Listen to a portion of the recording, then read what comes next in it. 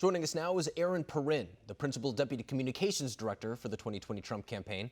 So, Erin, over the past couple of days, there's one thing that I've seen that's interesting is that the Trump campaign has accused the Biden campaign of trying to, quote, rewrite history when it comes to this pandemic.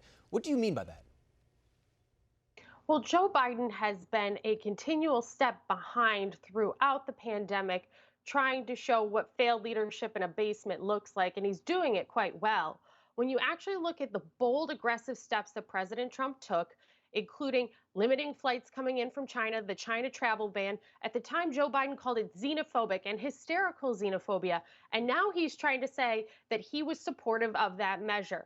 You can't rewrite history. The facts remain. President Trump's bold action, while Joe Biden was calling it hysterical xenophobia and trying to downplay the crisis, Nancy Pelosi was putting bills on the floor of the House of Representatives to prevent President Trump from stopping incoming flights from China. Democrats continue to be behind and fear-mongering while President Trump has stepped up to meet the challenge that the coronavirus presents this country, and he's doing it with America First leadership.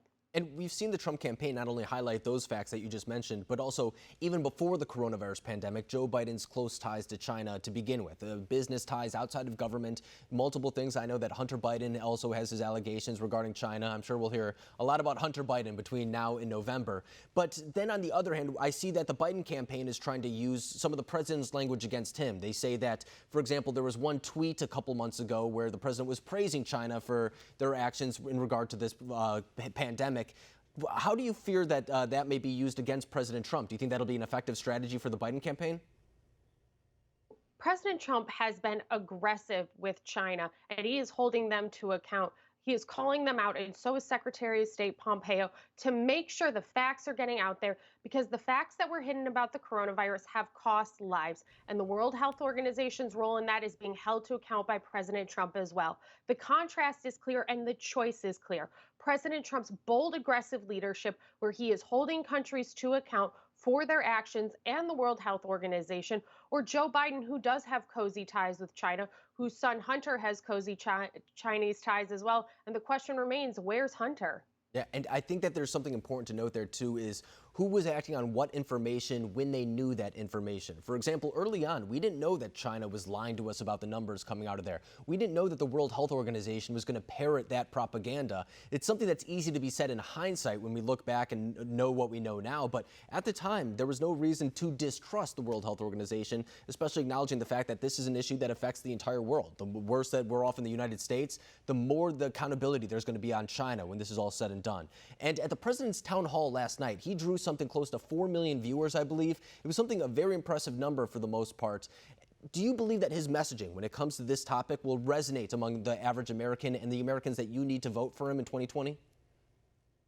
Well, the message is clear. It's bold American leadership, and President Trump has shown it time and again. The setting yesterday was beautiful and historic as President Trump sat there, took questions not only from the moderators, but from everyday Americans who are concerned about their livelihoods. And you saw a leader on the world stage yesterday sitting in front of another president talking about the facts, talking about the World Health Organization's lapse of judgment and lapse of true leadership in this. Remember, the World Health Organization is supposed to be the ones who raise the flags on these type of pandemics, and instead they weren't. They were buying Chinese propaganda and parroting it, and so that cost lives. And President Trump is doing what he has always done, which is saying if American taxpayer dollars are going to organizations or to countries or anywhere else outside of the United States, we better make sure that they're being used for the right way and for the right reasons. So this is nothing new for the president.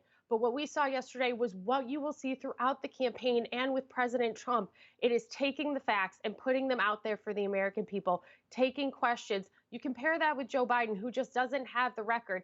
Let's remember H1N1 and the disaster that response was, the complete depletion of the N95 masks in the stockpile in the United States. When the Obama-Biden administration had the chance to step up and lead, they failed. The contrast is clear, and it's one that we will continue to paint.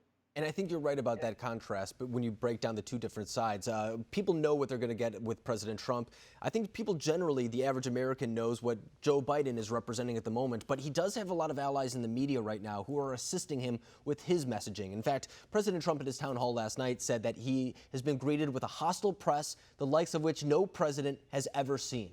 So acknowledging that fact and the idea that also a lot of this campaign will be on the digital realm as compared to maybe broadcast as it has been in the past, how does the Trump campaign plan to combat maybe those obstacles?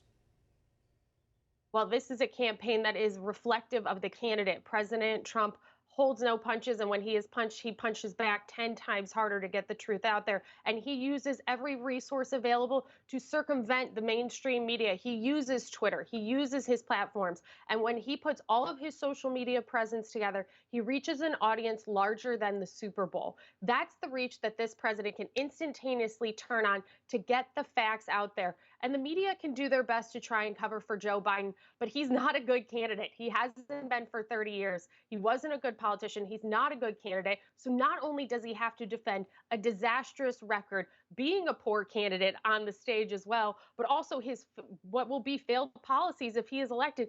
It is a full gamut of reasons why Joe Biden is clearly needing to be protected by the media, but President Trump's not afraid to go around the media. And that's why he was successful in the first place. And that's why this is a campaign that reflects the candidate.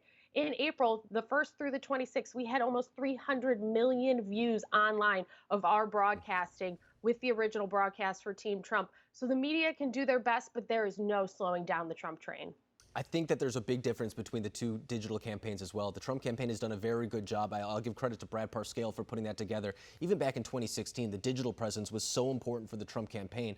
And then on the Biden campaign, even the New York Times had a recent article recently saying that they're just not resonating online. They can't necessarily grab an audience online. And that speaks to, I believe, the lack of enthusiasm behind Joe Biden. That was something that a lot of Democrats feared going into this race, and I think that's going to be a problem that lingers going into November as well, but it'll be interesting to see. Erin Perrine, always a pleasure speaking to you. Thank you for coming on tonight.